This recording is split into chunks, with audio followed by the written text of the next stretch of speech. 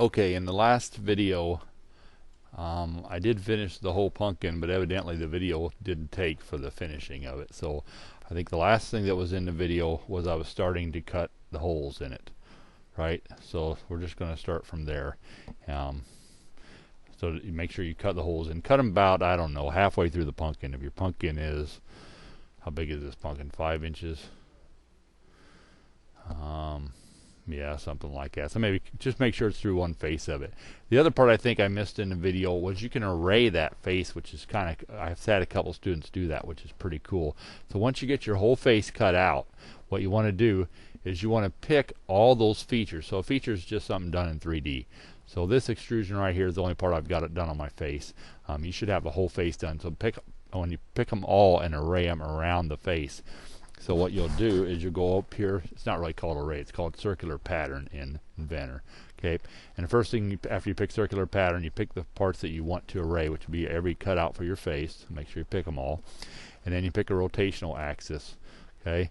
And you need basically a center point on that. So hopefully you've got one with your origin. So we go down here to our axis, and there's one right in the middle on mine. If you don't have one, you definitely should have one, because we started out on 0 on this thing. So you pick that for your center and see what it's doing to array. Now usually you can't get 6 of them around there, but usually you can get like 4. And then no matter which way you're looking at your pumpkin, you're going to see that face, which is kind of cool. And like if you put a candle in it or something like that, or a little light, you'll see that face coming out all directions, which is kind of cool. So I would definitely recommend to do that. All right. Sometimes it'll explode when you array it around there too, so make sure you save it before you do that. The next thing I wanted to show you was how to make the lid.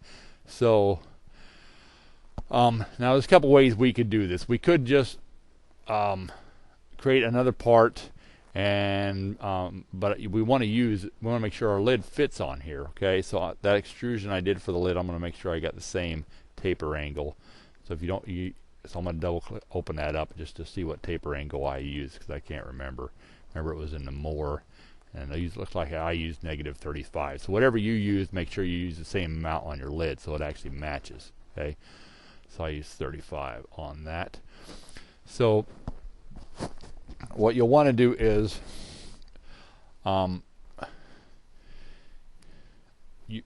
you could just make that lid from inside here since this is kind of a simple toy anyway, and it's not something we're going to make a million of it with a print, but I want to show you how to use a derive function. The derive function is kind of cool. So if you have, what it does is, if you had another part that was already designed in Inventor and you wanted to use that part to make something else, you can use derive to do that. And you can also scale up the other part. So like say you had a tool or something that you wanted to use to make a different sort of tool, you could bring that in and derive it from this one and use all the measurements and everything off the first one and just modify it, and it would actually keep a lot of those items. So, and you could scale it so you can make it twice as big real easy. So it's a nice way to scale stuff up. So to do that, you just create a new part. So let's go to File, New Part. Okay.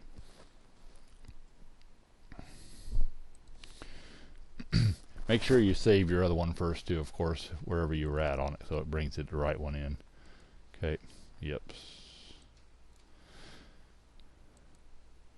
And then while you're in the new part, where you go to, I gotta figure out where derive is. I think it's in the manage group maybe. Let me go to full screen here. They keep moving it around.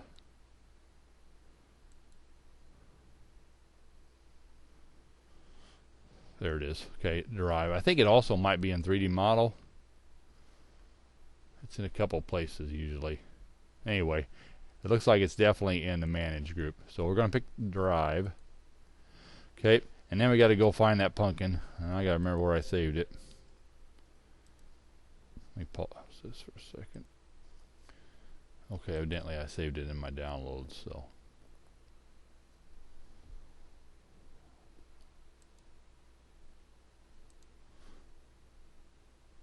So I'm going to open that up. So here in options, you can make it associative to the other one. We're not going to necessarily do that, but you can. So if you change one thing, it automatically updates the top of it too. Okay, so I like if you change the size of it. We're going to go ahead and open it. Okay, and here's where you can change the scale. So like right here, the scale factor, I can make this thing 20 times as big if I want to by putting 20 in there. So that's kind of neat. Not too much else to do here. Just hit OK on this. Okay, and now we're basically in that part. Let's go ahead and save it at this point. So save, and since it's the first time we're going to save, it's going to ask for the name of it.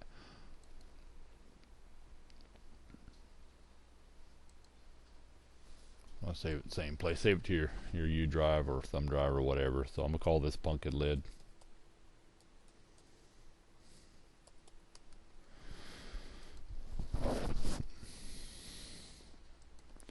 Okay, so now what we want to do is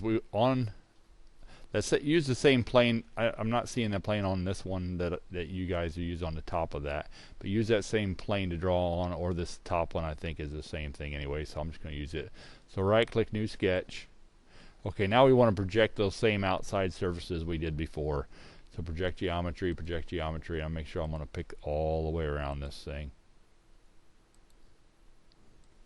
It's very easy to pick the wrong place. You can see there's 3 or 4 different ones here. So if you don't have a loop to extrude it, it's not going to work. So if I pick that one right there, it's not going to work. You definitely got to make sure you get the right. So you got a nice loop all the way around that's closed and not overlapping. Okay, and then it should work fine. All right, so once I get that done, I finish sketch. And like I said, we could have done this same thing in the other pumpkin, but I wanted to show you guys how to use the derive function. Okay. Now we're going to do something different that we haven't done before. Back to 3D Model tab. We're going to pick Extrude, and on that surface, it's going the wrong way first of all, so switch direction.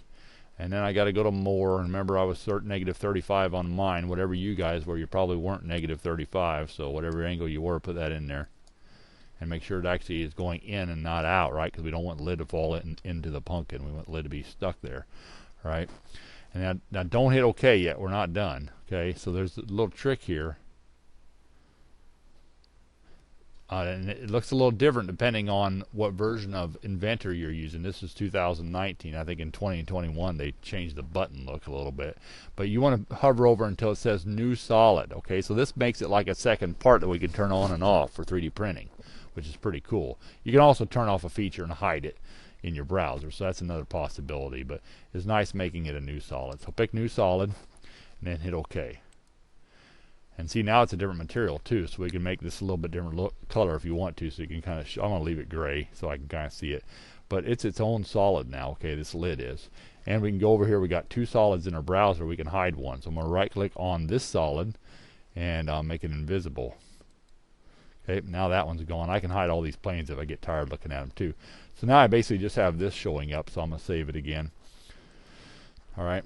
Now the last thing on this, of course, is change the material to something you like. I'm just going to change the color of it to orange because I think by default it's metal, so the weight and stuff will be wrong, but it's not such a big deal on this one. I think there's an orange in here. Okay, orange like a pumpkin, right? So we need to make the stem coming out of this, and I said in the notes that you have to so we got through all that. You must have a stem added as well using a sweep with a profile and a guideline. Okay, put them together in the assembly. Well, it is in assembly already. Just bring that part in there with them turned on. Turn the solids back on when you get all the way done, and bring that into I'll try to rewrite that and bring that into a drawing and turn it in. Okay. You can bring them both in there or put it into assembly and lock them in if you wanted to, but it's kind of overkill. If you just want to turn the solid back in, and it doesn't have to have a bill of material and all that, since it's just this pumpkin project, right? But I want to know you did it, so turn the drawing in. Okay, so to make the stem, it's not too bad. What I usually recommend is not using a circle, because with the pumpkin, and I haven't seen too many pumpkins that have a true circle for a stem. So what you're going to do is create a profile and a path, and that's basically how a sweep is done. So we need a profile, so I'm going to create I'm just going to use an ellipse and create that, and then I'm going to have it follow a path around for my stem. So we're going to start a new sketch on this face, okay? And then I'm going to go to... Okay, one thing I noticed that I did is I did make that extrusion a little bit too thick, so we'll go back and fix that in a minute. So don't only go, if you haven't done extrusion yet, make it about 1/4 inch thick or something. All right, so right here, where is the ellipse? There's the ellipse under circle. So I'm gonna pick ellipse, pick this for my center point, of course, and I don't know, it doesn't really matter which direction I take, and it's just whatever size you want to make your stem. Okay, so I don't know, that looks like a good stem profile to me. Finish sketch. Now the other path that you have to make has to be perpendicular to this sketch. Okay, so I need to find a plane that's perpendicular to that, so hopefully one of my XY splits it, and lo and behold it does. If it doesn't, you can generate one by going to plane, normal to axis through point. Not that one. Normal to curve, so I'd have to draw a line for that one. I have to make myself an axis. So if you make an axis going through that point there, which would be a pain. So let's see here.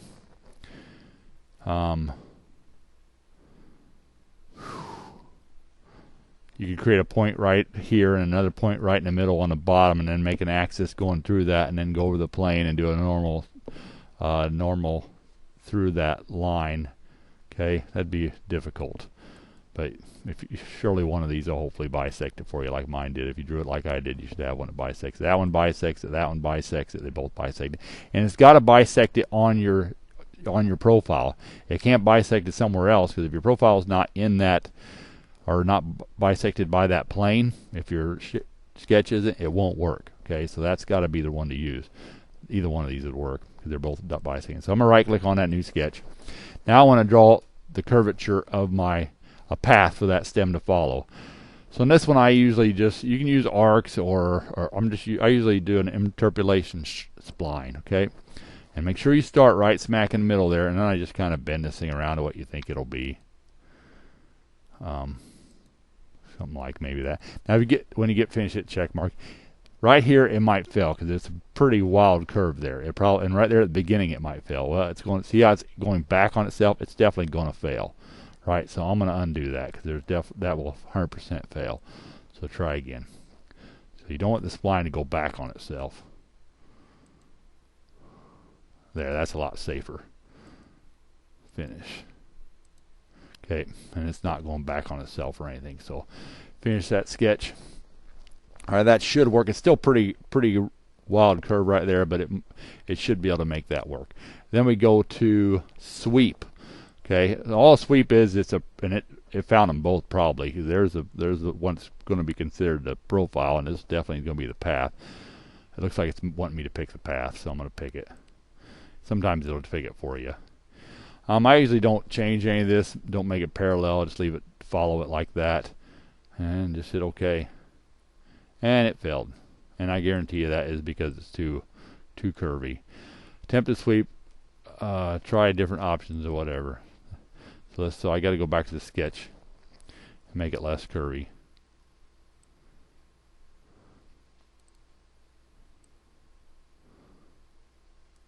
That has a really lame looking stem there, though. That looks a little better. Finish sketch, and then go back to try it again. Sweep. You know, if it went straight up and down, it'd work real easy, but that would also not look very good. Now, why is it not working this time? So solid.